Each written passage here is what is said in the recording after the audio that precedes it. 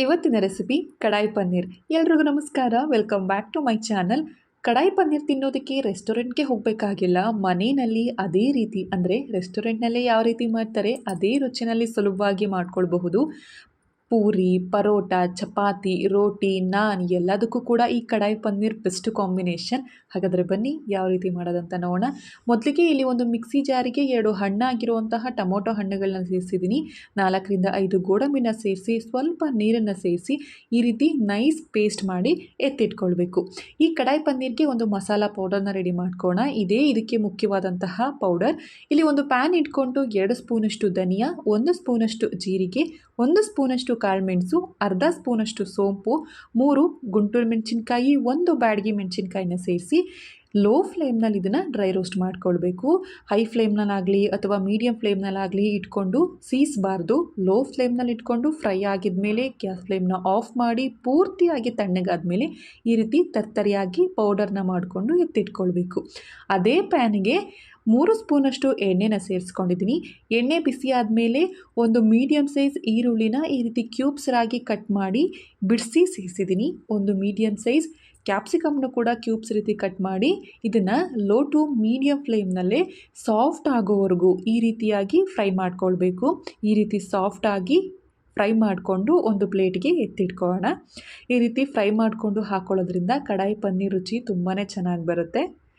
ಇದೇ ಪ್ಯಾನ್ಗೆ ಅಂದರೆ ಈರುಳ್ಳಿ ಕ್ಯಾಪ್ಸಿಕಮ್ ಫ್ರೈ ಮಾಡಿರುವಂತಹ ಪ್ಯಾನ್ಗೆ 200 ಗ್ರಾಮಷ್ಟು ಪನ್ನೀರನ್ನ ಸೇರಿಸಿ ಈ ಪನ್ನೀರ್ ಕೂಡ ಲೈಟ್ ಗೋಲ್ಡನ್ ಕಲರ್ ಬರೋವರೆಗೂ ಫ್ರೈ ಮಾಡ್ಕೊಳ್ಬೇಕು. ನಾನಿಲ್ಲಿ ನಂದಿನಿಯವ್ರ ಪನ್ನೀರ್ ತೊಗೊಂಡಿದ್ದೀನಿ.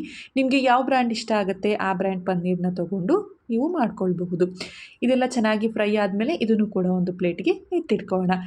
ಕಡಾಯಿ ಪನ್ನೀರ್ ಮಾಡೋದಕ್ಕೆ ಇಲ್ಲಿ ಒಂದು ಕಡಾಯಿ ಎತ್ತಿಟ್ಕೊಂಡಿದ್ದೀನಿ. ಇದು ಸ್ವಲ್ಪ ಬಿಸಿ ಆದಮೇಲೆ 2 ಸ್ಪೂನಷ್ಟು ಎಣ್ಣೆನ ಸೇರಿಸಿ ಎಣ್ಣೆ ಕೂಡ ಬಿಸಿ ಆದಮೇಲೆ 1/4 ಸ್ಪೂನಷ್ಟು ಜೀರಿಗೆ, 2 ಒಣಮೆಣಸಿನ್ಕಾಯಿ, 2 ಮೀಡಿಯಮ್ ಸೈಜ್ ಈರುಳ್ಳಿನ ಈ ರೀತಿ ಚಿಕ್ಕದಾಗಿ ಕಟ್ ಮಾಡಿಕೊಂಡು ಸೇರಿಸಿದ್ದೀನಿ. ಈರುಳ್ಳಿ ಎಲ್ಲ ಸ್ವಲ್ಪ ಲೈಟ್ ಕಲರ್ ಬರೋವರೆಗೂ ಫ್ರೈ ಮಾಡ್ಕೊಳ್ಬೇಕು.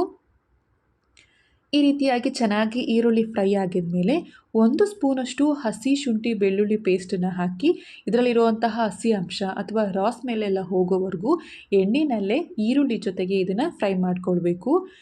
ಏನಿಲ್ಲ ಅಂದರೂ ಈ ಕಡಾಯಿ ಪನ್ನೀರ್ 15ರಿಂದ 20 ನಿಮಿಷದಲ್ಲೆಲ್ಲ ರೆಡಿ ಆಗಿಬಿಡುತ್ತೆ. ತುಂಬ ಸಮಯ ಏನು ಬೇಕಾಗಿಲ್ಲ. ಈರುಳ್ಳಿ ಎಲ್ಲ ಚೆನ್ನಾಗಿ ಫ್ರೈ ಆದಮೇಲೆ ಮುಂಚೆನೇ ರುಬ್ಬಿಟ್ಕೊಂಡಿರುವಂತಹ ಟೊಮೊಟೊ ಪ್ಯೂರಿನ ಸೇರಿಸ್ಕೊಂಡು ಇದರಲ್ಲಿರುವಂತಹ ನೀರಿನಾಂಶ ಎಲ್ಲ ಹೋಗೋವರೆಗೂ ಇದನ್ನು ಮತ್ತೆ ಚೆನ್ನಾಗಿ ಎಣ್ಣೆನಲ್ಲೇ ಅಂದರೆ ಈರುಳ್ಳಿ ಜೊತೆಯಲ್ಲೇ ಈ ರೀತಿ ಫ್ರೈ ಮಾಡ್ಕೊಳ್ಬೇಕು.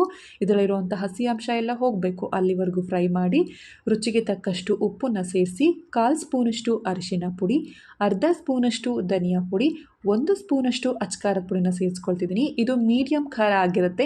ನಿಮಗೆ ಜಾಸ್ತಿ ಖಾರ ಬೇಕು ಅಂತಂದರೆ 1.5 ಸ್ಪೂನಷ್ಟು ಕೂಡ ಅಚ್ಕಾರದ ಪುಡಿನ ಹಾಕ್ಕೊಳ್ಬಹುದು.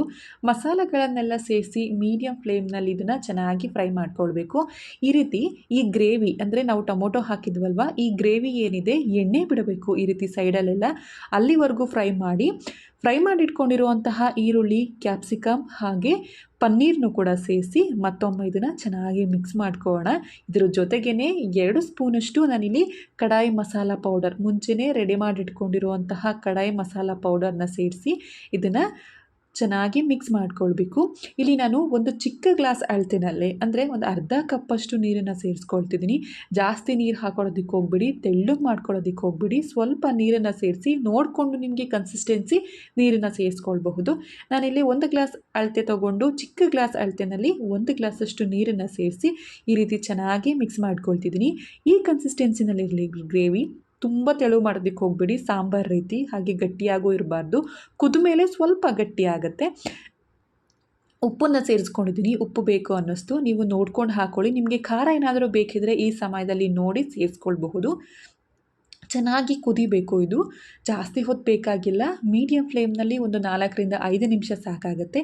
ಇದು ಚೆನ್ನಾಗಿ ಕುದ್ದ ಮೇಲೆ 2 ಸ್ಪೂನಷ್ಟು ಫ್ರೆಶ್ ಕ್ರೀಮನ್ನು ಸೇರಿಸ್ತಿದ್ದೀನಿ. ಒಂದು ವೇಳೆ ಫ್ರೆಶ್ ಕ್ರೀಮ್ ಇಲ್ಲ ಅಂತ ಅಂದರೆ ನೀವು ಹಾಲಿನ ಕೇನನ್ನು ತಗೊಂಡು 2 ಸ್ಪೂನಷ್ಟು ಅದನ್ನು ಚೆನ್ನಾಗಿ ಬೀಟ್ ಮಾಡಿ ಸೇರಿಸ್ಕೊಳ್ಬೇಕು. ಫ್ರೆಶ್ ಕ್ರೀಮ್ ಹಾಕಿದ ಮೇಲೆ ಅದರ ಟೆಕ್ಸ್ಚರು, ಕಲರು ಕೂಡ ಎಲ್ಲದೂ ಕೂಡ ಚೇಂಜ್ ಆಗುತ್ತೆ. ಇದಕ್ಕೆ ಟೇಸ್ಟು. ಕ್ರೀಮ್ ಹಾಕಿ ಒಂದ್ಸಲ ಚೆನ್ನಾಗಿ ಮಿಕ್ಸ್ ಮಾಡಿಕೊಂಡು ಕೊನೆಯಲ್ಲಿ ಒಂದು ಅರ್ಧ ಸ್ಪೂನಷ್ಟು ಕಸೂರಿ ಮೇಥಿನ ಸೇರಿಸ್ಕೊಳ್ತಿದ್ದೀನಿ. ಇದ್ರ ಜೊತೆಗೆ ಸ್ವಲ್ಪ ಕೊತ್ತಂಬರಿ ಸೊಪ್ಪನ್ನು ಕೂಡ ಸೇರಿಸಿ ಗ್ಯಾಸ್ ಫ್ಲೇಮ್ನ ಆಫ್ ಮಾಡಿಕೊಂಡು ಒಂದ್ಸಲ ಚೆನ್ನಾಗಿ ಮಿಕ್ಸ್ ಮಾಡಿಕೊಂಡ್ರೆ ರುಚಿಯಾಗಿರುವಂತಹ ರೆಸ್ಟೋರೆಂಟ್ ಸ್ಟೈಲ್ನಲ್ಲಿ ಕಡಾಯಿ ಪನ್ನೀರ್ ರೆಡಿಯಾಗಿರುತ್ತೆ. ವಿಡಿಯೋ ಇಷ್ಟ ಆದರೆ ಲೈಕ್ ಮಾಡಿ, ಶೇರ್ ಮಾಡಿ, ತಪ್ಪದೆ ನನ್ನ ಚಾನಲ್ನ ಸಬ್ಸ್ಕ್ರೈಬ್ ಮಾಡಿ. ಹಾಗೆ ಮಕ್ಕಳಿಗೆ ಮನೆಯವರೆಲ್ರಿಗೂ ಕೂಡ ಮಾಡಿಕೊಡಿ, ಖುಷಿಯಿಂದ ಇಷ್ಟಪಟ್ಟು ತಿಂತಾರೆ. Thank you for watching.